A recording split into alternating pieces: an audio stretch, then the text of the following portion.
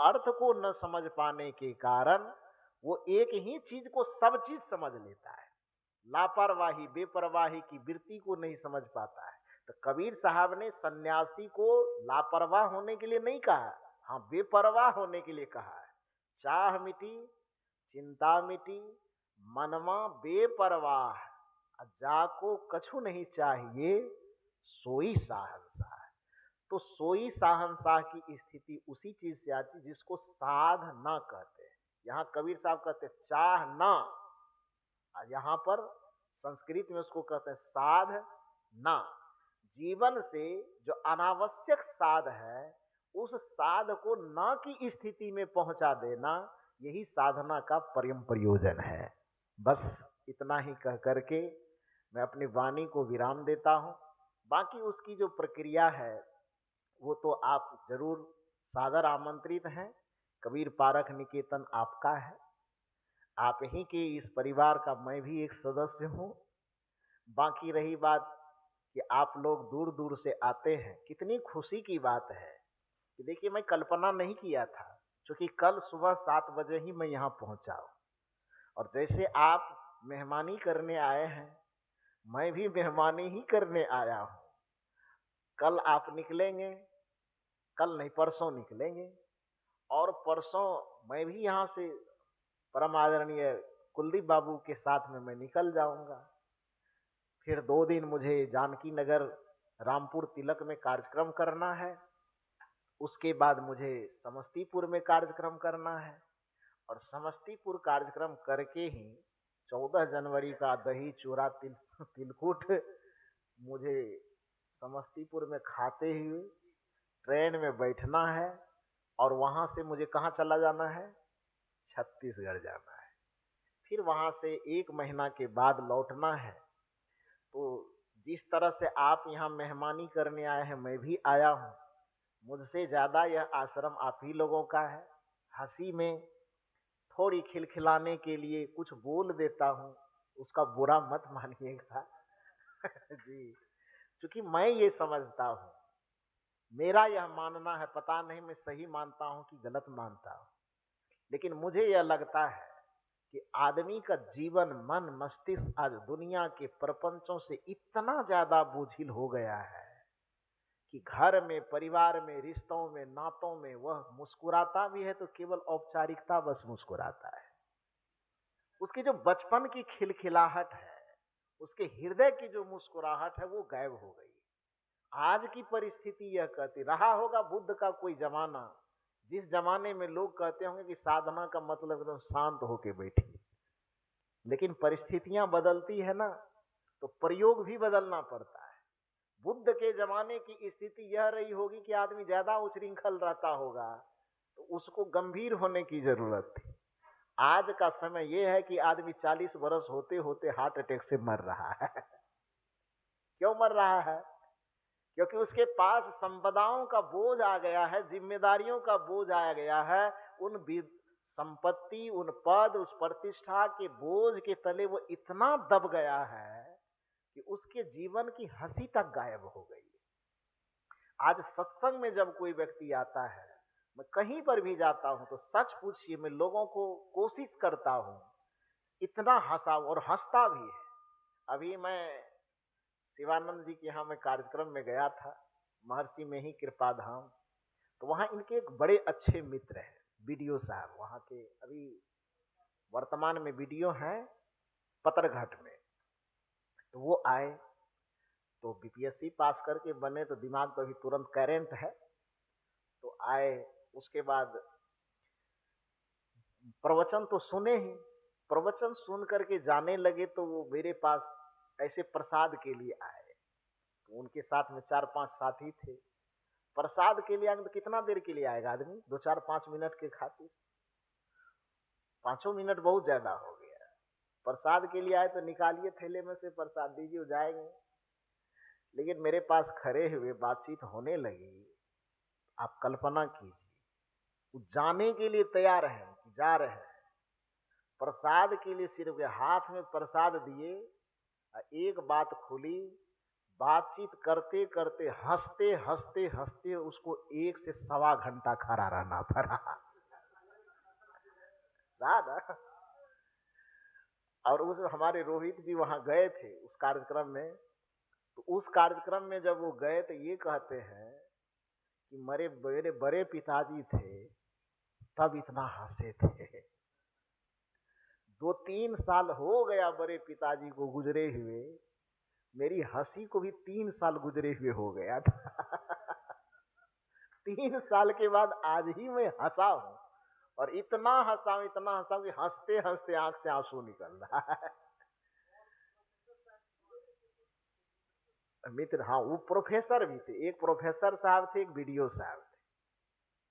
छत्तीसगढ़ में और जगह जहां जाना हो तो मेरी कोशिश ये रहती है, अब हंसने का ये मतलब नहीं कि आप बेहया की तरह हंसिए, कुछ बात हो, कुछ तर्क हो, कुछ तथ्य, और उसी को इस ढंग से बोलिए कि उसमें क्या आ जाए, हंसी आ जाए, खिलखिलाहट आ जाए, आनंद आ जाए।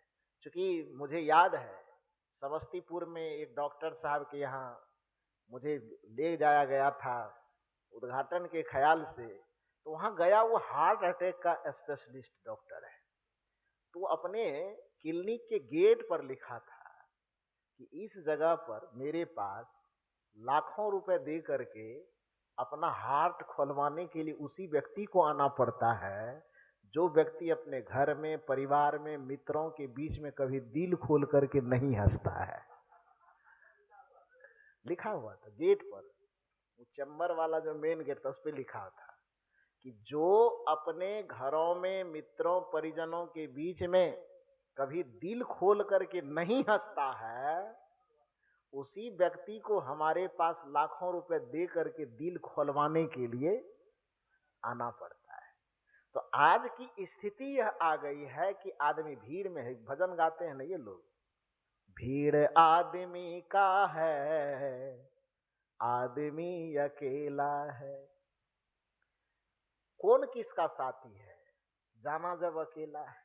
हम लोग बचपन से गजल सुनते थे ना, बड़ा सुंदर गजल, जिंदगी की राहों में रंजो गम के मेले हैं, भीड़ है कयामत की और हम अकेले हैं, जिंदगी की राहों में रंजो गम के मेले हैं।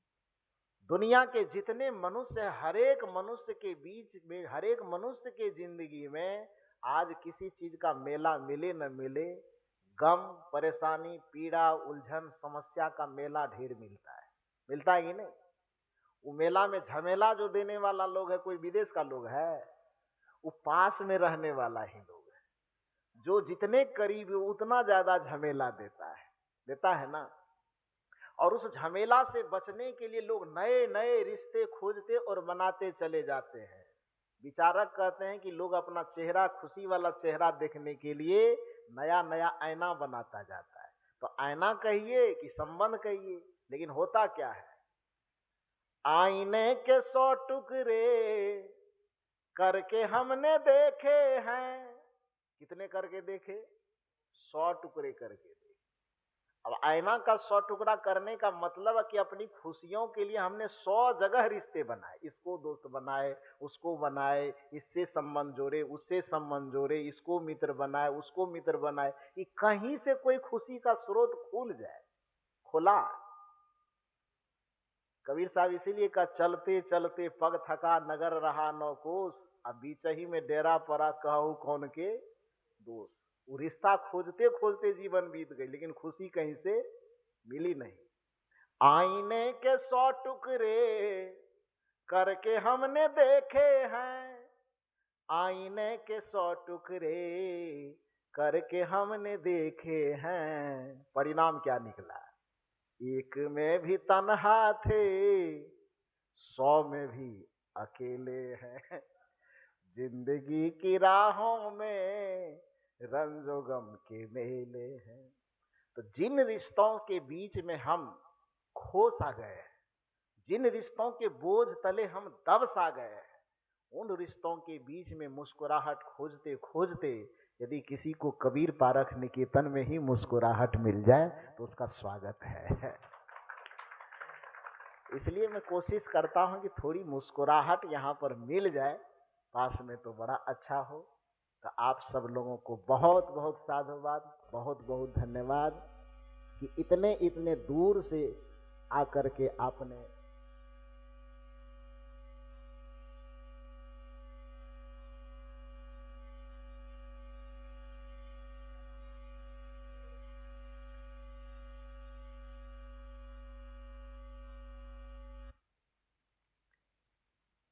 बोलिए सदगुरुदेव की। तो इतना इतना दूर से आकर के आप लोग आज मेरा 39वां जन्मदिन आपने मनाया। आज हम 39 बरस मर चुके हैं, नहीं मर चुके नहीं, 38 मर चुके हैं। अभी 39वां में स्टार्ट किए हैं, मरना धीरे धीरे स्टार्ट किए हैं।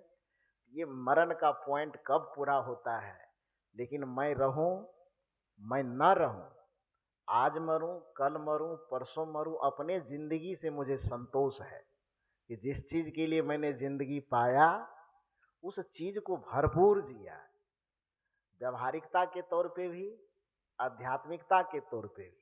जैसे कोई विद्यार्थी 3 घंटे की अवधि लेकर के कॉपी लिखने के लिए कॉपी लेता है, लेकिन यदि वो 2 घंटे में ही लिख डाले तो फिर वो निश्चिंत होकर बैठा रहता है, छीनने का डर नहीं रहता है।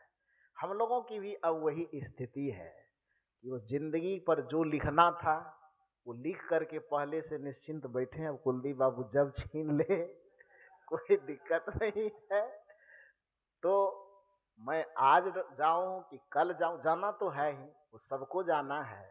तो हंसते मुस्कुराते जाएंगे, लेकिन मुझे प्रसन्नता होगी कि मेरे चले जाने के बावजूद भी मेरे पीछे के जो लोग होंगे वह इसी तरह हंसते रहें, इसी तरह मुस्कुराते रहें, सबके जीवन में आनंद और प्रसन्नता की बरसात होती रहे। यही मेरे जन्मदिन पर आप लोगों के आने की सार्थकता होगी, मेरा जन्मोत्सव मनाना सफल होगा। आप सबों को बहुत बहुत साधुवाद देते हुए मैं अपनी वाणी को यहीं पर विराम देता हूँ।